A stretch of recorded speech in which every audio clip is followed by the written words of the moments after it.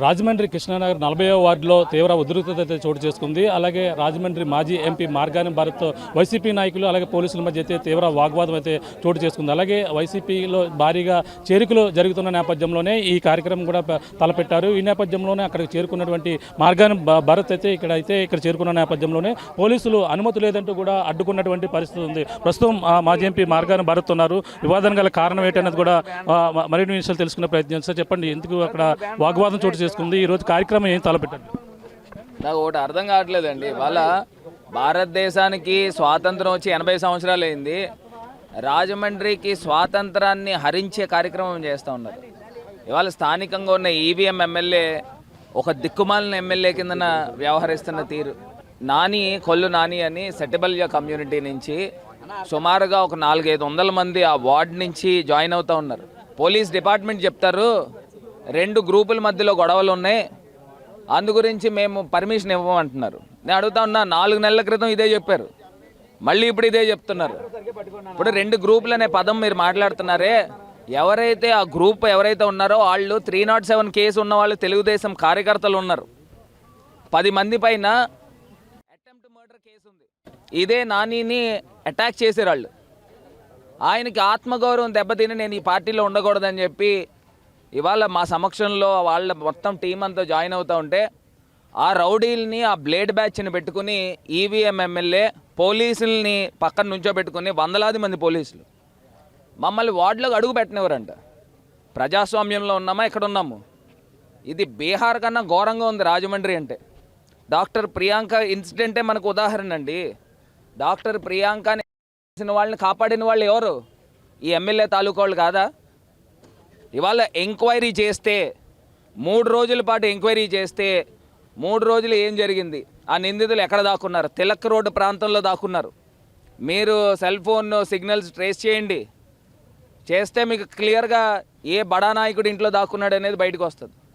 ఇక్కడ అన్ని వేళ్లు తీసుకెళ్ళి Prakash Nagar CI police department వైపు చూపిస్తుంది. నిందితులను కాపాడిన వాళ్ళు ఎన్ని సూట్ కేసులు మారినాయి ఇవన్నీ కూడా తేల్చకుండా ఇవాళ తెలుగుదేశం పార్టీ పోలీసులు వీళ్ళిద్దరు కూడా కుమ్మక్కైపోయి ఇంకెందుకండి, లేకపోతే తెలుగుదేశం పార్టీకి మీ యూనిఫామ్ ఇచ్చేయండి, వాళ్ళు వేసుకుంటారు.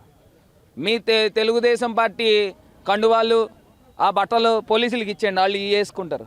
ఇద్దరు కలిసిమెలిసి చట్టపట్టాలు వేసుకుని తిరిగి ఇవాళ ప్రజల్ని, వైఎస్ఆర్ కాంగ్రెస్ పార్టీని అందరినీ హత్యలు చేయండి. రాజమండ్రిలో గడిచిన 10 రోజుల్లో 5 హత్యలు జరిగినాయండి. ఎవడ సమాధానం చెప్తాడండి? వీళ్ళు పోలీసులు ఉన్నట్ట? వీళ్ళు రక్షక భటులా, శిక్షక భటులా? ఇవాళ మేము ప్రధాన ప్రతిపక్షం మేము ప్రశ్నించకపోతే ఇవాళ రాజమండ్రిని మరో బీహార్ చేసేద్దరు. ఇంత దారుణమైన పరిస్థితులు ఇవాళ కేవలం ఎప్పుడు మునుపెన్నడూ కూడా చూడలే. ఈ పరిస్థితులు రాజమండ్రికి దాపరిచినాయి అంటే ఒక ఫ్రింజ్ భావాలు, రాడికల్ భావాలు ఉన్నవాళ్ళు ప్రజాప్రతినిధులు అయితే ఈ పరిస్థితులు రాజమండ్రికి ఉంటాయి. ఏంటండి తప్పేంటండి? అంటే పర్మిషన్ జాయినింగ్ అక్కడ కార్యక్రమానికి రోడ్డుపై పర్మిషన్ లేదంటూ కూడా పోలీసులు చెప్తున్నట్టు ఉండేవాళ్ళు. మేము ఒకటే అడిగాం పోలీస్ డిపార్ట్మెంట్, 40వ వార్డులో మీరు ఎక్కడో చోట మీరు సూచించండి, లేకపోతే టింబర్ మర్చెంట్ హాల్ ఉంది, ఆ మర్చెంట్ హాల్లో పెట్టుకుంటామన్నాం. లేదు మీరు సూచించండి, 5-6 ప్లేసులు చూపించాం, ఎక్కడా కూడా ఇవ్వము. 2 కిలోమీటర్ల పరిసర ప్రాంతాల్లో ఎక్కడ కూడా పెట్టుకోవద్దంట. వాళ్ళు అంటున్నారు మళ్ళీ మీ ఆఫీస్లో పెట్టుకోండి పర్మిషన్. మీరు మాకు మా ఆఫీస్లో పెట్టుకోవడానికి మీరు పర్మిషన్ ఇచ్చేదేంటి? అసలు ఏమనుకుంటున్నారు? ఇప్పుడు రేపు కార్పొరేషన్ ఎన్నికలు వస్తున్నాయండి, మేము 40వ వార్డులో డోర్ టు డోర్ వెళ్తాము, అది కూడా వెళ్ళనివరా? వాళ్ళని కూడా మీ ఆఫీసు పిలిపించుకొని ప్రచారం చేసుకోండి, ఆఫీసు పిలిపించుకొని మాకు ఓటేయండి అని మేము అడగాల? అసలు ఎక్కడికి వెళ్ళిపోతూ ఉన్నాము? ఇది మంచి పద్ధతేనా? పోలీస్ డిపార్ట్మెంట్ డీజీపీ గారికి చెప్తా ఉన్నా, ఎస్పీ గారికి చెప్తా ఉన్నా, మీ పోలీసులు అంతా కూడా తెలుగుదేశం పార్టీ కార్యకర్తల మాదిరి వరే పనిచేస్తూ ఉన్నారు. అది ఫస్ట్ మీరు తెలుసుకోండి. ప్రజలు అన్నీ గమనిస్తూ ఉన్నారు. రేపన్న రోజున ఖచ్చితంగా మా ప్రభుత్వం వస్తుంది, ముళ్ళలా తిరుగుతుంది క్లాక్, మళ్ళీ అలా తిరిగి మా ప్రభుత్వం వస్తుంది.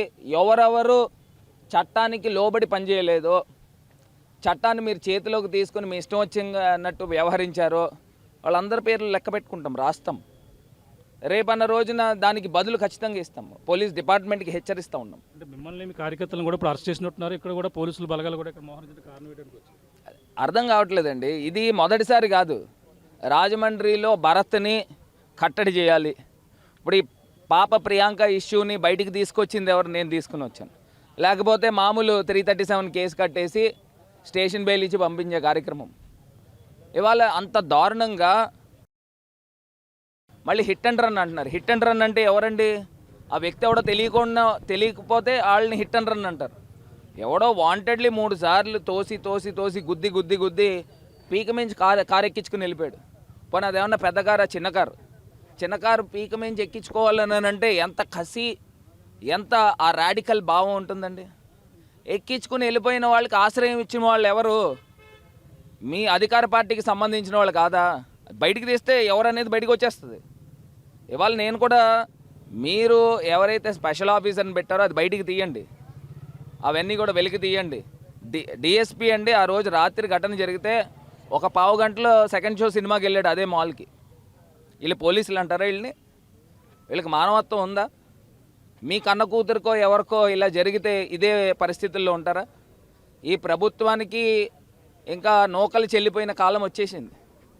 మళ్ళీ మీరు ఖచ్చితంగా దీనికి అంతటికీ కూడా you have to pay the price. Chandrababu Naidu గారు గుర్తుపెట్టుకోండి, లోకేష్ గారు గుర్తుపెట్టుకోండి. పవన్ కళ్యాణ్ గారు ఎన్ని మాటలు చెప్పారండి?